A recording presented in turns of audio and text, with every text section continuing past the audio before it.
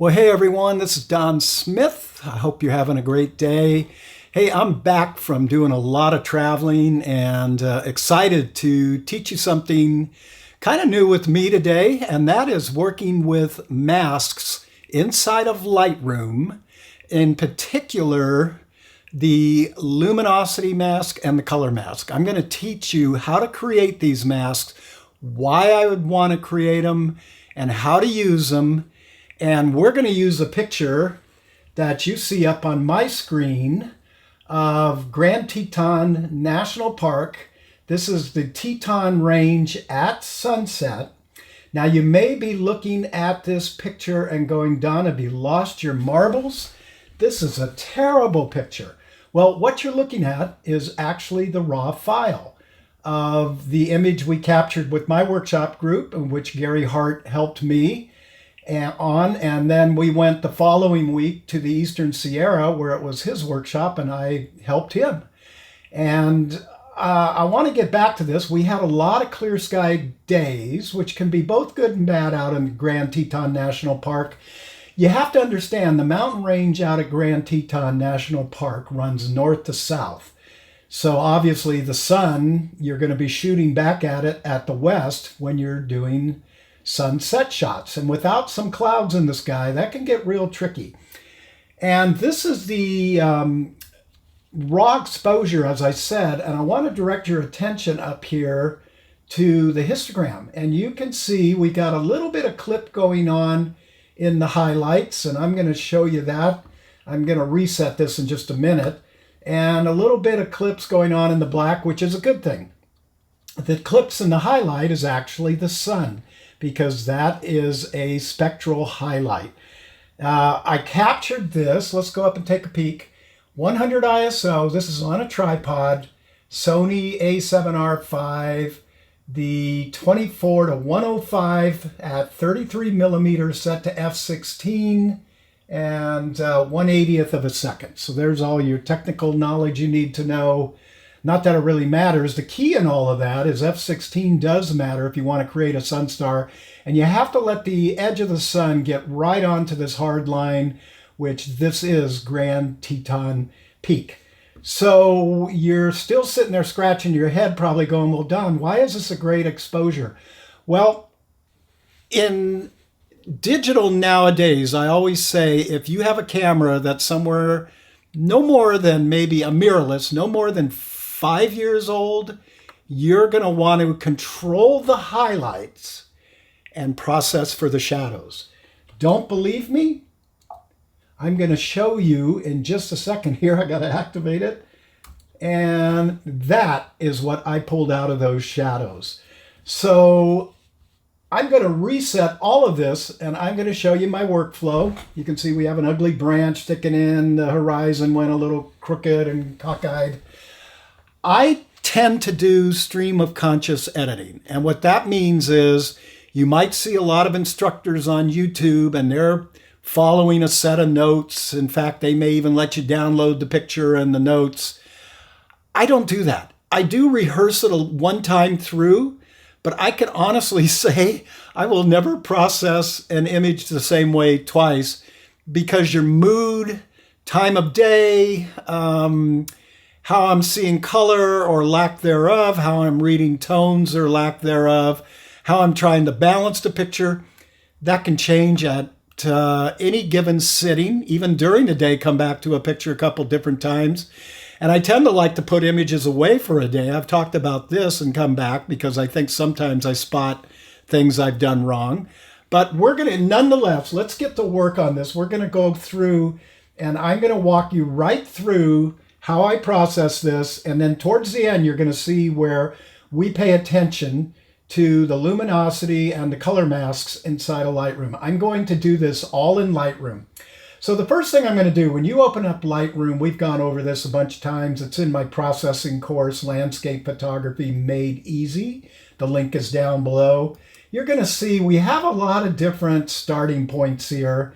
And that's really all these are. They are starting points. So that's what we mean when we say a profile. I'm going to take these four little squares or rectangles and click on it.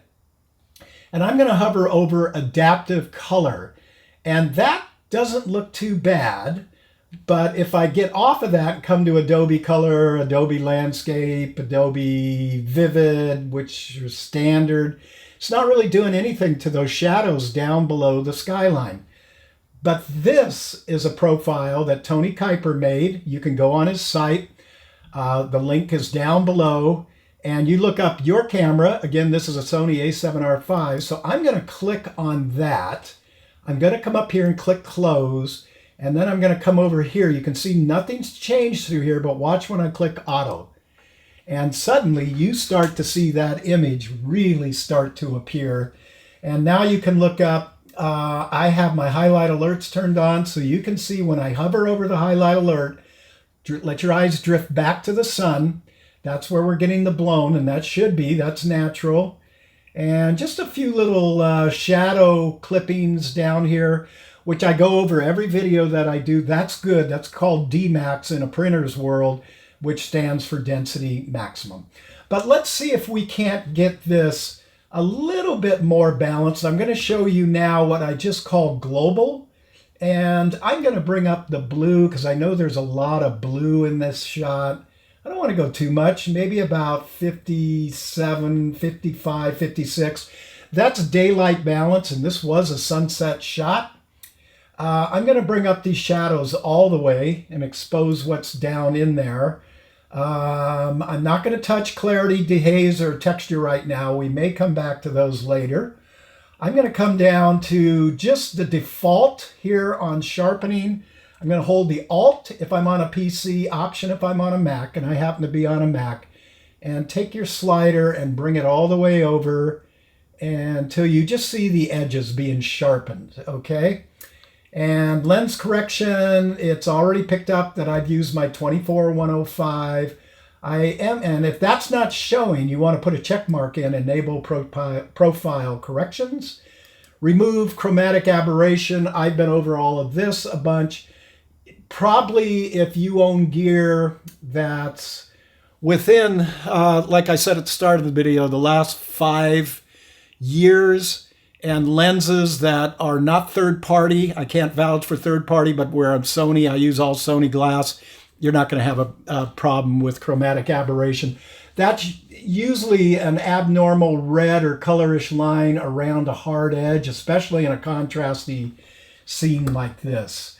I don't think I'm going to touch anything else. What I am going to do is come in here and I'm going to click on this little, I'm going to click on actually the spot healing tool, not the generative remove. And I'm going to paint this branch out. And I don't like that, so I'm going to hit Command Z. And I'm going to lower my brush down. It was grabbing from the edge of the mountain, which I didn't like. So let's try that again. And I think we're going to be okay there. All right, so you can see I've got a lot of dust, but I'm not going to go through. I've showed you in other videos how to clean that up. It's really easy. And let's see, what else do I want to do? At this point, I'm going to come back over, and we are this little circular masks that I'm showing you right here. This is how you get to your masks. If masking is something new to you in Lightroom, you need to get in here and really start to learn it. I'm going to do periodic videos where I work on certain masks and really get you comfortable with working on them. But I got to tell you, and I did a video on this a while back, the landscape mask, which is relatively new, if I was to click on that, which I just have, it's going to set up a sky mask, so I am going to want that. It's going to pick the mountains. I am going to want that. It's going to pick the vegetation, which is the trees and the foliage. I am going to want that. Let me click there. And the natural ground, which it's picking the mountains and the ground. I think I'll just go ahead and click that. That'll be fine. I'll show you different ways. And then I'm going to say create those 4 masks. And you can see up here, it's created those 4 masks, okay? For those of you new to masks, A mask is a way we go in and make what I call localized changes in an image. So let's say I want to start on the sky. So I would come back here and I would click the mask on the sky. Now you see a color on it, and that's because I've set it right here. And you can set your mask color to anything you would like. I like having it used in red. So you're probably saying, well, Don, doesn't that throw you visually? No, because watch when I go to click something, I want to bring that exposure down just maybe a hair. And then I want to get that sky a little more blue. Okay, so whenever I'm clicking on one of these sliders, it is taking the mask away.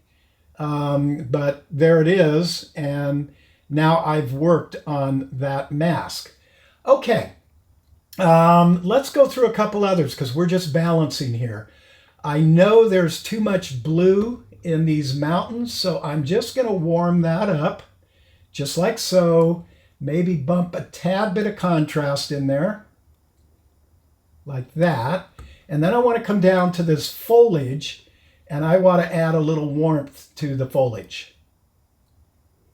Okay, and we're going to get even more so when we get into luminosity and color masking. So let's go back. Here's before, here's after. One other thing I do want to do, so I want to straighten that horizon. I found that I have the most luck just hitting auto and then closing it back up, and voila. And that to me did a little over the top. So let me go back in there, and I'm just going to grab a corner here. And yeah, I can see it's a little off. So now I'm just going to do it manually. And that to me just looks so much better. Yeah, that looks like it's straight. Okay, let's get back into our masks. If you want to add a mask, I just usually come up here and hit the little plus button.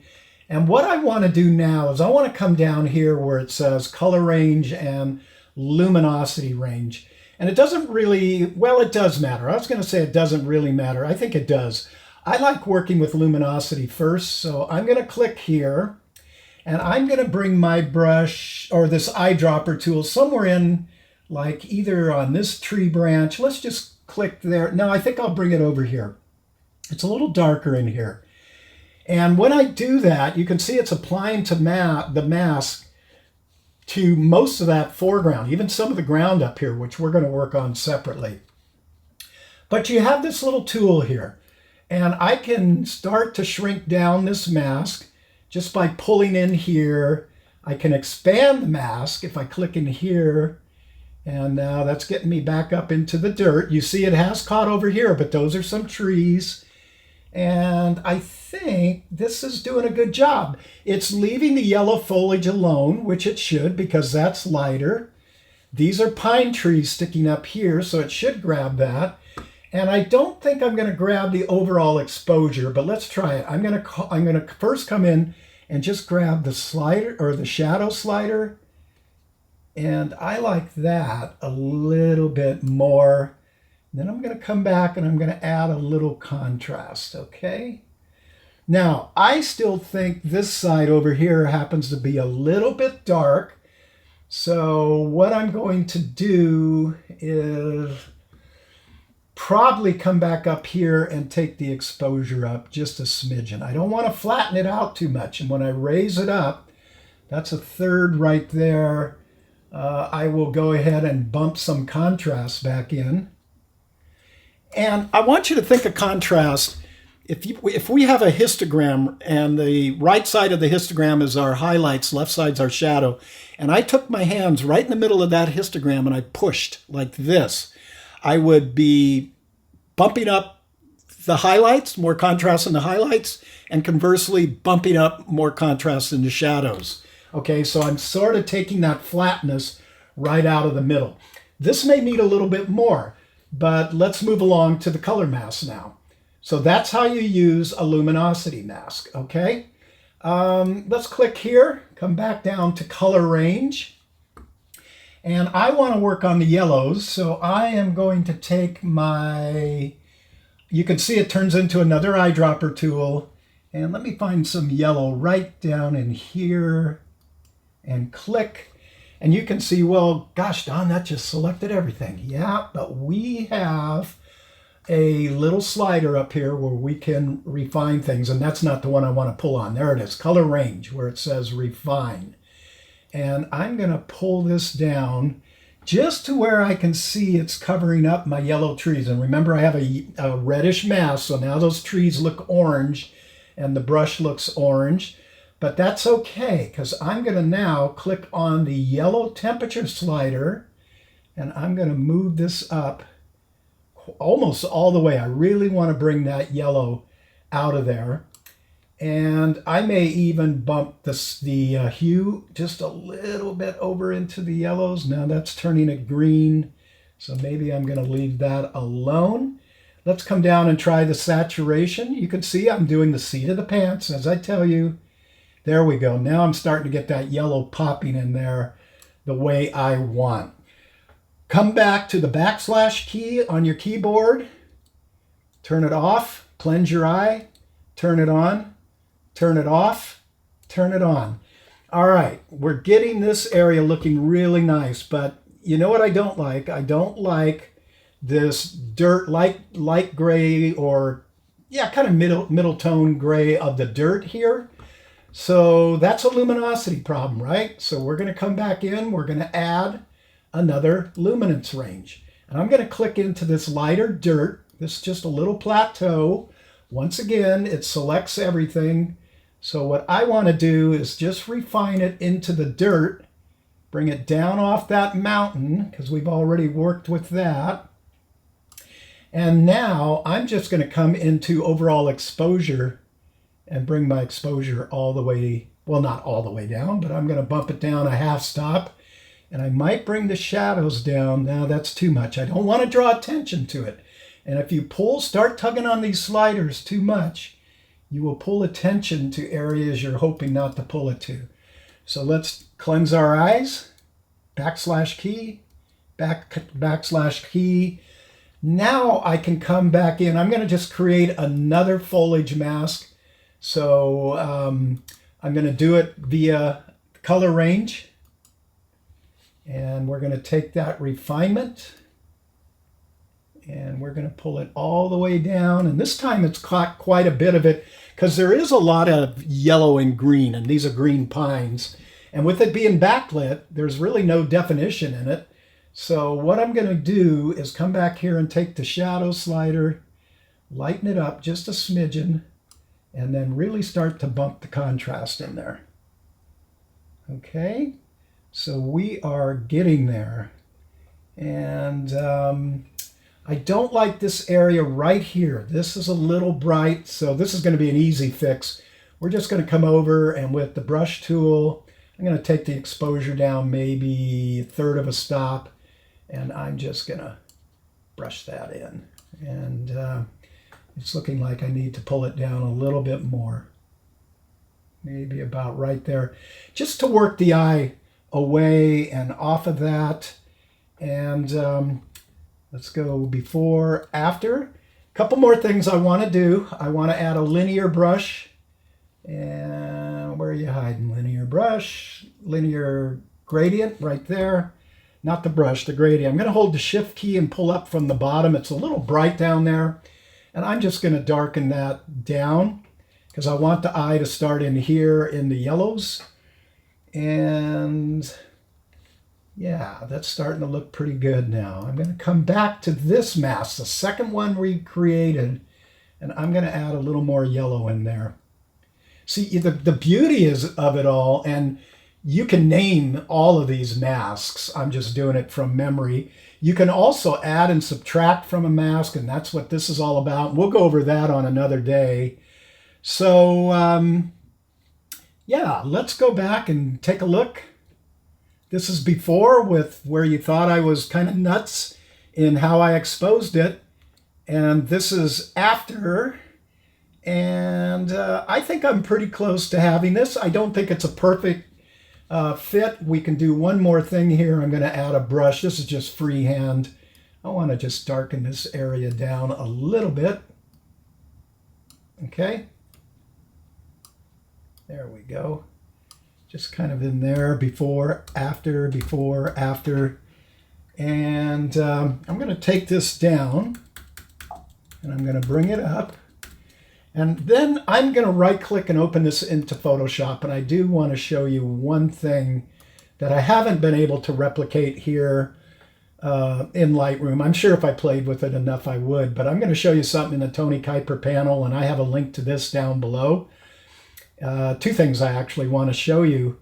I want to come in here under TK, and there's a bunch of actions, and I want to click this one, Soft Pop. Let's see what it'll do to that bottom. Yeah, that's really brought that foliage out. Okay, and it's gotten the sky richer too. And then there's one I really like here. It's up here in the multi-mask panel, and it's this little plus minus. And you don't have to worry about this offset gamma correction. We're just going to go to exposure. I'm going to just drag the mouse across it to highlight the 0.00. I'm going to hold my shift key and hit my up arrow. And every time I do, it's going to lighten this picture by 1/10 of an stop exposure. So if I go too much, it tends to get too bright. I think 3/10. And then I'm going to take it down, bring it up. And you can see I've got the white surround sound working. Now I'm going to take it to a medium gray, and I'm going to take it down, bring it up, and then I'm going to actually click on black, and you can see the picture progressively getting lighter. Why do I do this? Because when I go out to print, it tends, the surround, and the way I do my prints, unless I'm doing just a straight metal print, is I put 2 bevel cut mats offset with just a simple black metal frame, just your standard gallery mat. So I like coming in to my custom color, which is white. And the way you do it is you bring up your color picker and you just put your little puck up there to white and hit OK. And that now becomes your background. I'm looking at it, and it still looks a hair flat. So let's take it back over into Adobe Camera Raw. And what I'm going to do this time is come down to my curves tool. Oh, and you know why I'm going to cancel this. I'm glad I did that. I have a white mask. So let me just Command-Shift-E to flatten that. And now I'm going to come over to Adobe Camera Raw. And what I'm going to do is come in here to the curve tool. And you can work in parametrics. I tend to like working in the standard linear line, which I'd have to click that white circle. And I'm going to just add a smidgen of contrast in here, a little S-curve. And we'll see how that's, and I'm just going to play with these lights and darks. And the more I steepen the curve, the more contrast I get. And let's take that off and on, and you can see that really popped the contrast. Is this finished? For this video it is. Would it be finished for me? No, because I would save all this now. I'd put it away, and then I would come back in. This is late in the afternoon. I'm recording this around 4 p.m. I would come back in tomorrow after hopefully a good night's sleep with fresh eyes, and I would pull this up with all the changes still in place, and certain things would stand out to me more. I'm kind of rushing because I'm trying to keep this video to within reasonable time so I don't lose you guys. So those are 2 masks. We've worked with different masks, but that landscape mask is phenomenal. That's all working on AI. And then we worked with the luminosity mask and the color mask, and now you know how to make masks just based on those 2 selections. My opinion, Lightroom with their masking now is really up the level of what I can do just inside of Lightroom without having to go over to Photoshop. But there's still some things in the Tony Kuiper TK9 panel that I can't live without.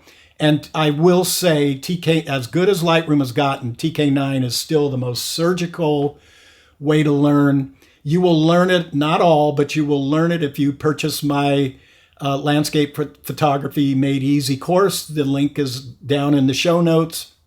along with everything else that I talked about today. So, hey, next time, this is Don, wishing you happy shooting. Get out and keep shooting, you guys, and keep working on the processing. It's 50% of what we do to arrive at a finished image that we can hopefully print or put out on the web. And just get out and stay creative, because it's great for the soul. Hey everyone, this is Don again. And as I mentioned at the end of the video, sometimes you come back and you see things. And I have definitely come back and seen something here.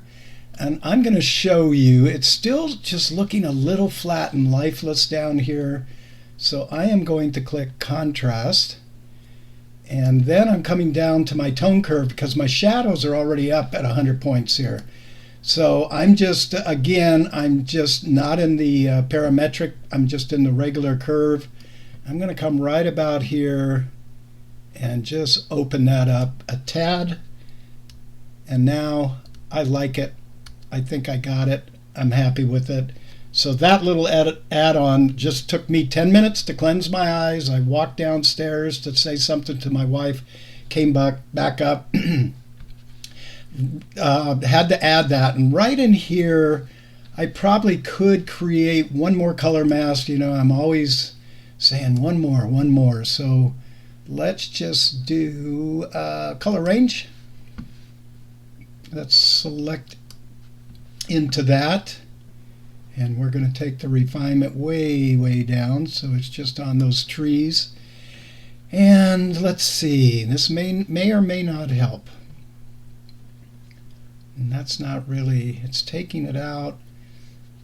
Now, I'm not really digging that. So I got another way we can do this. Let's just get back in here and come over to Color Mixer.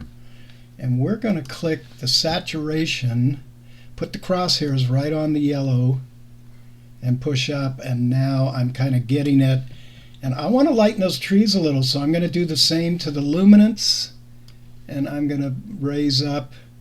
There we go. We're starting to get these trees now. These are all cottonwoods down here, down along the Snake River.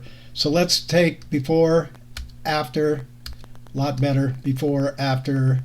And I do see one more area over here. I'll just point it out that I didn't see before. This looks a little bluish to my eye, so I would go back in to where I painted that in and warm up the color temperature just a tad. Okay, I'm glad I put this in. I didn't want to leave it where it wasn't to my taste, but I could come back in the morning and see something completely different again, but we will definitely end it with this one. Thank you. We will catch you next week. I'm going to do one more where I'm going to be talking about Lightroom masks, and then we're going to get out and actually start photographing on location, and I'm going to take you out with me, and I'm going to put my wife Beri to work filming me. So we'll see you all then. That's everything we got coming up. So have a great rest of your week, a great weekend. We'll see you next Friday.